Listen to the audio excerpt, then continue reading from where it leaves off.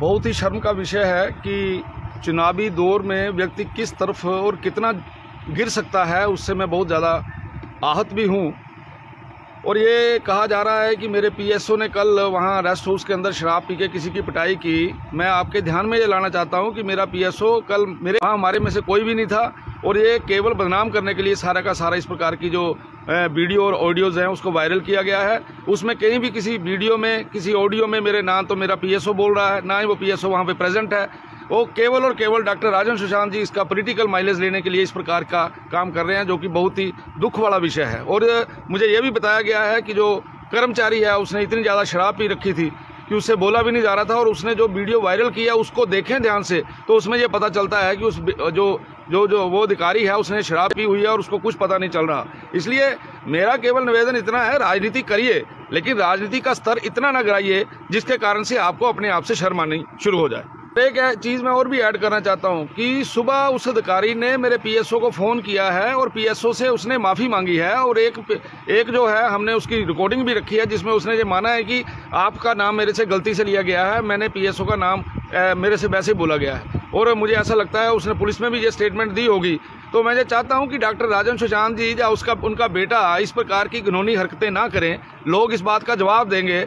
और अभी आने वाले दिनों में 30 तारीख को चुनाव है, और उस चुनाव में भारतीय जनता पार्टी का परचम लहराने से अब कोई रोक नहीं सकता।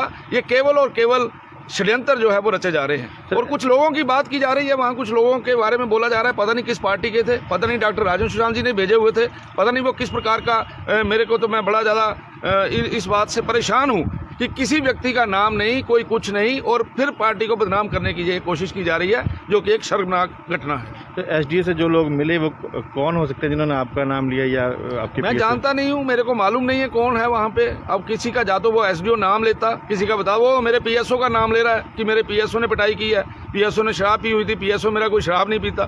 तो इस प्रकार की जो शर्मनाक घटना है, इसकी जितनी निंदा की जाए उतनी कम है। बस अब छोड़ दे। को तकरीबन 12:30 बजे हमारे को संसारपुर टेरेस पुलिस चौकी में इंफॉर्मेशन आई थी कि एक एसडीओ साहब है यहाँ पे जो रेस्ट हाउस, शाहनहर रेस्ट हाउस को देखते हैं, उनके साथ नामालूम व्यक्तियों ने मारपीट करी है। उसके उपरांत हमारे यहाँ से पुलिस टीम वहां पर गई और उनका जो है उनका मेडिकल वगैरह रात में ही करवा लिया गया था। और एट द सेम टाइम जब उनको स्टेटमेंट देने के लिए बोला गया और अपनी कंप्लेंट दर्ज कराने के लिए बोला गया, तो जो एसडीओ साहब थे ही वांटेड सम टाइम, और उन्होंने बोला कि वो जो अपना बयान है और अपनी कंप्लेंट है वो आज मॉर्निंग में पुलिस चौकी में ही दर्ज करवा देंगे। At the same time simultaneously एक वीडियो भी सरफेस हो रही थी, और उस वीडियो में ये देखने में आ रहा था और सुनाई दे रहा था कि जो एसडीओ साहब हैं वो एलिगेशंस लगा रहे थे कैबिनेट मिनिस्टर के पीएसओ के ऊपर कि उनके साथ जो मारपीट करी है वो पीएसओ ने करी है।